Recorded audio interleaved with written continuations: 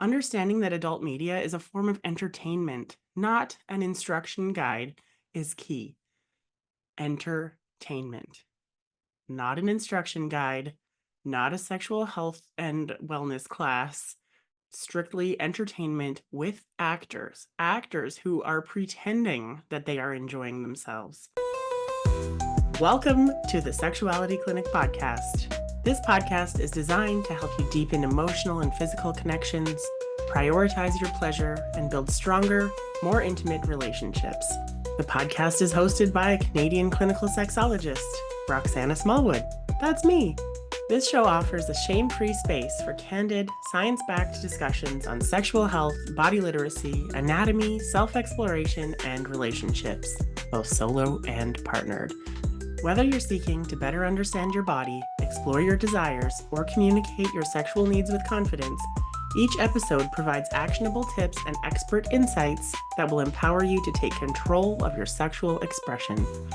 From understanding the nuances of intimacy and pleasure to building healthier, more fulfilling relationships, this podcast is your go-to guide for all things sex and connection. Join us as we dive into conversations about sexuality, love, and relationships, while also tackling topics like sexual expression, communication, and self-care. You'll gain practical advice to help you enhance pleasure, strengthen your relationships, and embrace your body and desires without shame. Ready to prioritize your pleasure and start building the intimate life you deserve? Tune in now, and don't forget to download my free checklist, join the waitlist for my online course, or check out my online adult shop at thesexualityclinic.com. All right, so here we are on episode 3. Yay! We are making a podcast, people. This podcast will be focusing on the impact of adult media on sexual function, performance, and expectations in relationships. Welcome to the Sexuality Clinic Podcast. I'm your host, Roxanna Smallwood, a Canadian clinical sexologist, and I'm thrilled that you've joined me for this important conversation. Today, we're talking about a significant issue that affects both individuals and couples: the impact of adult media on sexual function, performance, and expectations in relationships. So, with adult media being more accessible than ever, it is important to talk about how it influences our perceptions, desires, and realities in the bedroom, and how it affects our expectations of ourselves and of our partners. So, whether you've felt pressure to live up to unrealistic sexual standards, if you've struggled with performance anxiety, or if you've wondered how your experiences compare to what you've seen in adult media, this episode is for you. We'll break down how exposure to this kind of content can shape expectations and what you can do to foster a healthier, more realistic approach to intimacy. Shall we start with the effects of adult media on sexual function and performance? I think that's a great place to start. Many adults turn to this content for sexual education. The problem is that it often sets unrealistic expectations about what sex looks like, leading to anxiety, feelings of inadequacy, and even performance issues. For example, adult media can misrepresent aspects like body image, stamina, and the emotional connection that is central to real life intimacy. So it is crucial to recognize the disconnect between the scripted nature of adult media and the organic flow of relationships. Did you know that the average youth is finding adult media by age 8? Probably a little earlier for many. To be honest, while the internet was not a thing for me as a young child, I did have a neighbor. The neighbor had a son. The son showed me the adult media collection under the bed of the parent at age 5. So, whether or not you're talking to your children about sex, sexuality, all of these different types of medias and how to manage it and how to interpret it and what it really is, which is entertainment, it is not education. I mean, of course, you can learn from it, but we want to make sure that we're setting realistic expectations for our youth, for our own relationships. And there's a part of it that kind of comes to my mind relating to infidelity. People thinking that their partner is cheating by looking at adult media. So there's a lot to explore and unpack. I probably won't get into the infidelity piece today, but know that if you have concerns around adult media use and you're in a relationship, talk about it. Talk about what is acceptable behavior or not. Having shame and hiding is not the answer. I assure you that that will lead to disconnection and closing off from one another. But also, taking in too much media can provide issues longer term with performance. Also, habituation. If you are experiencing pleasure or experiencing orgasm in the same way all the time, your body will become habituated to that method, and it will become difficult to find arousal and orgasm in other situations. So be sure to get exploring and have some fun with your own sensuality and sexuality, whether that's in a partnered or solo experience. Don't stick to the same patterns all the time. You may have a go-to quick way to get that quick release, but make sure that you're still finding time to switch it up and invest in your own pleasure. The impact on expectations in relationships is another big concern. So many individuals internalize the exaggerated and sometimes distorted deceptions of pleasure, leading to dissatisfaction or confusion in their real life relationships. Jen Gunter highlights that adult media often fails to show the importance of communication, mutual respect, and consent, which are all essentials for healthy, pleasurable experiences. Michael Castleman speaks to the performance pressure many feel, particularly men, who are often exposed to overly dramatic representations of masculinity, which can then result in negative self talk and anxiety, especially when reality doesn't align with what they've seen. So, what can we do? Here are a few steps to start breaking free from these pressures. So, first of all, recognize the fiction.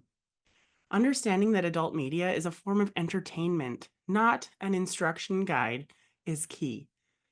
Entertainment, not an instruction guide, not a sexual health and wellness class, strictly entertainment with actors who are pretending that they are enjoying themselves, actors who may or may not have proper consent, who may have not even been paid as an actor. There are many concerns in the adult media world. Sure, yes, sex work is work, and if you're choosing it as your path, all the power to you, but there are some consensual issues and you may find some resources. I know there was a documentary recently made on Pornhub, which can be quite concerning. So I would suggest that you pay for your porn. You want to go to ethical sites. I can help you to come up with a list of locations to go. But be sure that if you are engaging, that it is in a space where there is consensual displays of acting and entertainment for the enjoyment of yourself, but also that the people on screen or in the images are enjoying their experience and they're willingly. Back to the solutions and actionable steps. So, open communication, talking to your partner about your feelings, anxieties, and desires. People who talk about sex have great sex.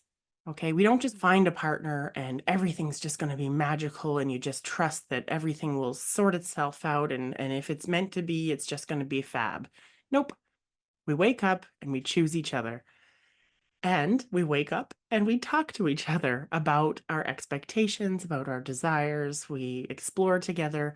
And that is how a well connected relationship is founded. And then it continues with waking up and choosing each other and choosing that communication and choosing to know and be open and feel confident and comfortable with your partner every day. Successful relationships rely on being unapologetically yourself.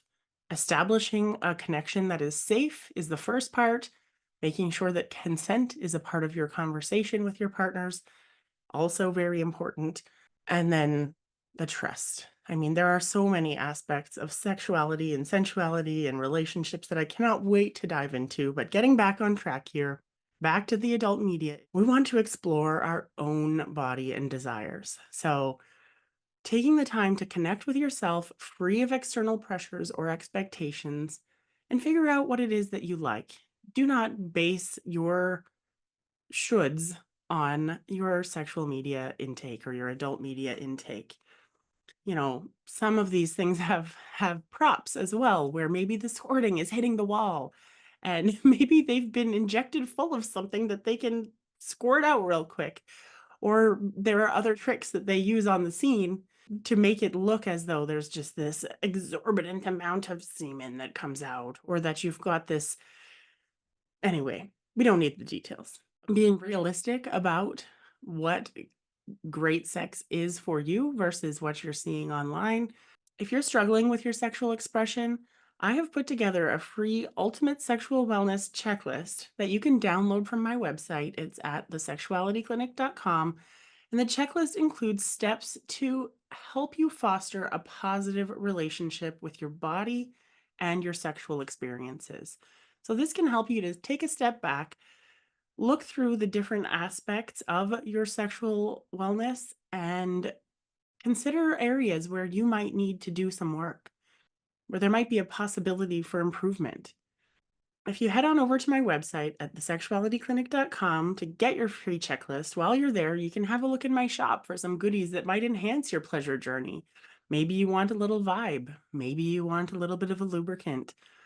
Or perhaps you have a question. Feel free to drop it in my contact box or send an email to Roxanna at thesexualityclinic.com. Remember, the most fulfilling relationships are built on trust, communication, and authenticity, not unrealistic expectations set by adult media. Take the time to explore what pleasure means to you and prioritize your well-being. You deserve to experience intimacy in a way that feels empowering and enjoyable. Thank you for tuning in. If you enjoyed today's episode, don't forget to subscribe and leave a review. Apple Podcast allows you to type in a review. You can also rate my podcast on Spotify. For anyone who leaves a written review on Apple Podcasts, I will be doing a monthly giveaway. So I highly appreciate your feedback. It helps me reach more listeners. I would really love to normalize conversations around sex, sensuality, sexuality, and pleasure. Remember, pleasure is your responsibility, not your partner's. Although it does help if you have a partner who is invested in your pleasure. More on that in a future episode. Thank you so much for tuning in. And remember to be cautious where you're taking your adult media in from. Make sure it's an ethical site. Perhaps pay for your adult media. You have the power to create the intimate, connected, and pleasurable life you deserve. It is all about embracing authenticity, communication, and self-love. Until next time, stay confident, stay connected, and always prioritize your pleasure. Bye for now.